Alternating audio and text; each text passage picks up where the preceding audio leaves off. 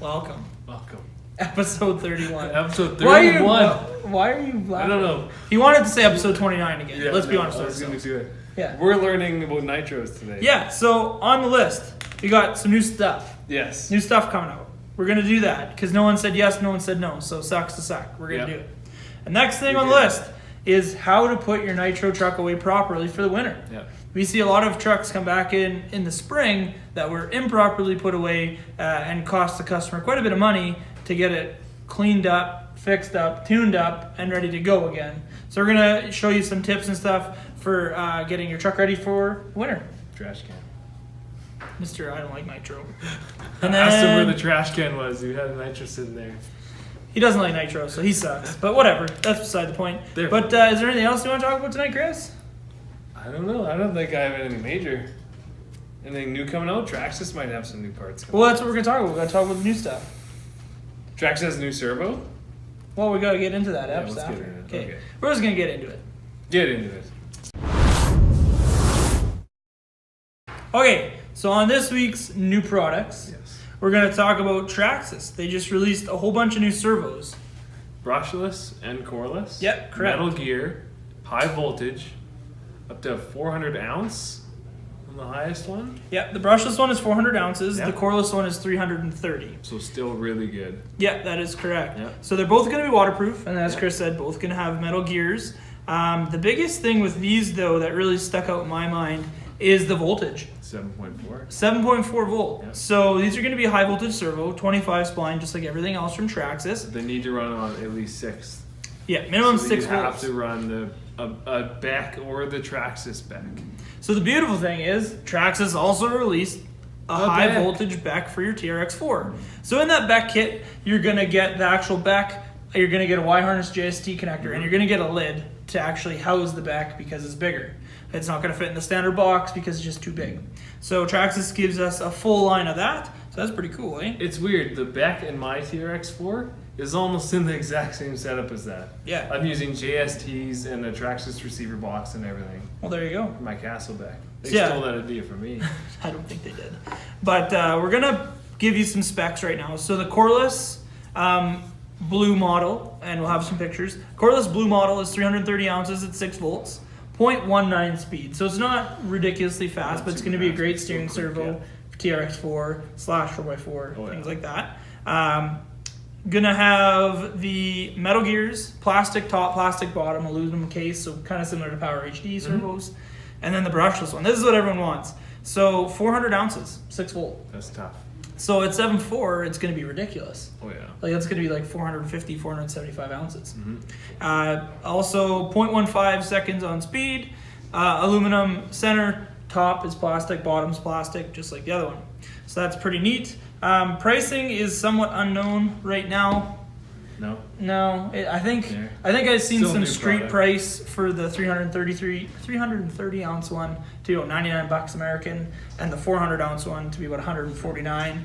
But that's American, really rough pricing. Yeah. Don't hold us to that because it probably be cheaper, might be more expensive. Hard to say.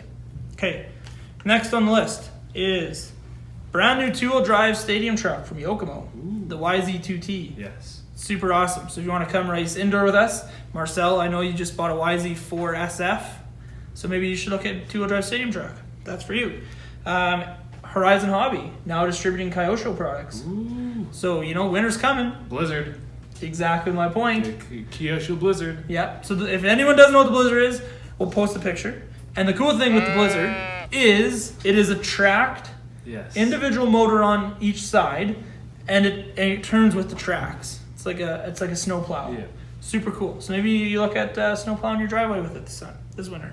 Super awesome. And what else? Is there anything else you missed? I think we're good. I think we're good. We're good.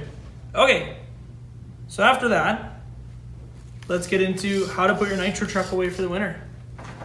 So what we're going to do is we're going to give you some tips and some tricks to how you should store it, what you are looking at doing, what you shouldn't do. So honestly, the biggest thing right off the bat is run your truck out of fuel. Okay. Yeah, you don't want to leave any fuel inside the engine, because when you leave fuel inside the engine, what happens is it's going to gum up, and the nitro fuel is going to sit there, and the nitro itself will evaporate off and all you'll have left is oil. Mm-hmm. And that oil will sit in your bearings, get it super gummy, and be really hard starting. So you have to take it apart, clean it out with fresh fuel, put it all back together. It's a really big hassle. Oh yeah. What's something else you should do? You tell me. I'm not the big nitro guy, man. Killing me. Killing me. I haven't even showed you my ways. Maybe you should watch this episode. Maybe. Episode 31, just so you know. I'll watch it. Yeah, other thing to do is run the tank out of fuel. If you know you're not going to run the whole tank and you're just kind of done running for the day, a nice thing with the Traxxas models is they do include this clip, and you can actually clip it shut, and that's going to shut the fuel line, and that's going to shut off the fuel flow to the engine. So that's one easy way of making sure there's no more fuel in the lines. Another thing you can do is just pull the line right off the carburetor and make sure that's empty. You don't want to leave the tank full of fuel either, because the exact same thing will happen. You wash it out with anything? Water or anything? Nope, don't use water ever. Just empty it and let it dry? Empty it, put it back in your fuel bottle. If you do leave a little bit of fuel in there and there is a little bit of oil, fresh fuel will clean it up. You just want to make sure you dump that somewhere that's safe, like chemically safe, just because that oil is now going to get pushed through all the lines, and you're going to have an issue with the gumming up the engine that way too. Correct. The next thing to do is if you don't run a fuel that has afterburn oil in it. So afterburn oil is actually what's the best way to describe this? It's a synthetic oil that actually is going to wash down the cylinder and neutralize the fuel essentially. And what you want to do is you want to pull the glow plug out, and you want to put 2 drops down the glow plug and pull your air filter off. Put a couple drops down your air filter neck as well, so the carb neck, and turn the engine over. And you always want to make sure when you turn it over, you get your truck to bottom dead center. So you don't want the piston to be at top dead center when it's cooling down, as it'll stretch the rod. So you want to make sure you get that to bottom dead center. And with the Revos and the Traxxas products, it's really easy. Your flywheel, you can just turn it by hand, and there's going to be a free spot. And when you have the least amount of resistance, you know it's at bottom dead center. Another thing to do with the Nitro trucks is unplug your receiver pack. You don't want that to have any draw to it, so when you go and try and use it next spring, there's no charge. Also, if it's a radio that's only for a Nitro truck, pull out the double A's. Oh yeah. But how many times have we They'll seen get all trucks come in crusty and they're and just white. like, the whole Yeah. bottom is just white. So that's kind of my tips. Do you have anything to add that I missed, Mr. Mechanic? No, it sounds pretty good to me. Honestly, I used to just throw it in the shelf when I was done playing with my nitros. They were pretty filthy. Yeah, rookie. Although the Rustler was fun. I do like nitros. I'm not a heavy hater. He's a heavy hater. There we go. So it's ready for storage. It's ready for storage. Where's the Loris? No, I'm just kidding.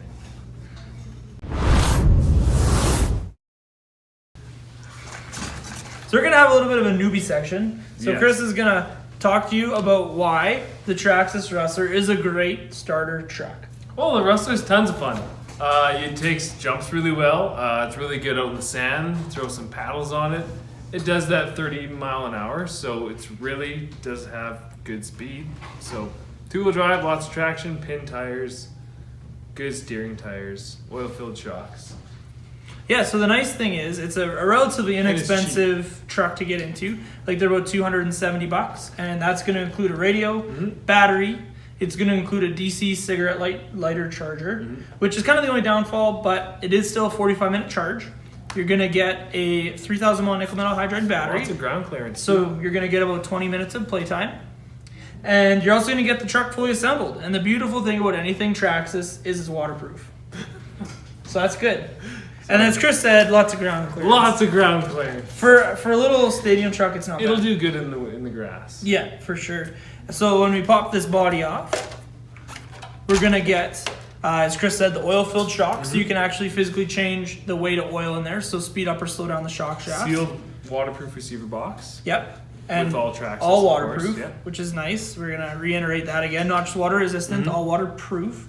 You're going to get a 3-gear transmission with a slipper clutch. So that's going to relieve some of the pressure in the transmission when you land on power off some sweet jumps. And that's another nice thing. This will take some pretty good jumps with it having an oil-filled suspension. It's not super bouncy like some of the toy grade trucks you get. And also the cool thing with this is all parts are replaceable or updatable. Oh yes. Best part. So that's the biggest thing with hobby grade versus toy grade. Toy grade, as you've probably seen on previous episodes, we kind of destroyed that toy grade Doesn't truck. last too long. It didn't last long. It's not very fast. Wasn't very fast, and you can't get parts for it. So that's the best part about buying anything Traxxas, anything hobby grade. Yeah, exactly. So yeah, if you're checking out maybe a gift for this upcoming holiday season, maybe check out the Rustler. Always in store, come in a whole bunch of cool colors. This one's probably one of my favorite. So this is the Hawaiian edition, and it comes in white, red, blue, or black. So there's a couple other versions of this that you can get. So yeah, we're just gonna kind of do these segments here, kind of getting closer to the Show season. off all the Traxxas vehicles. Yeah, get a good idea about beginner stuff.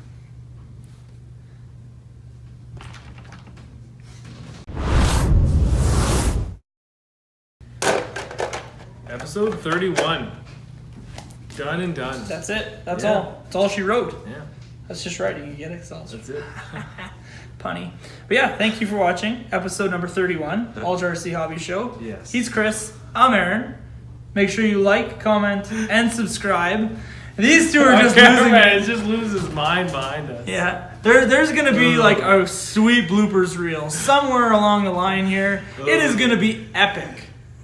So make sure you like, comment, Make and sure you like, subscribe. comment, and subscribe. And on YouTube, make sure you like subscribe to us too, because later on there's gonna be a sweet episode of some bloopers. Make sure you share with all your friends on Facebook, Yes. so they can get all the information. And thanks again for watching. We surely do appreciate it. Yes. Bye.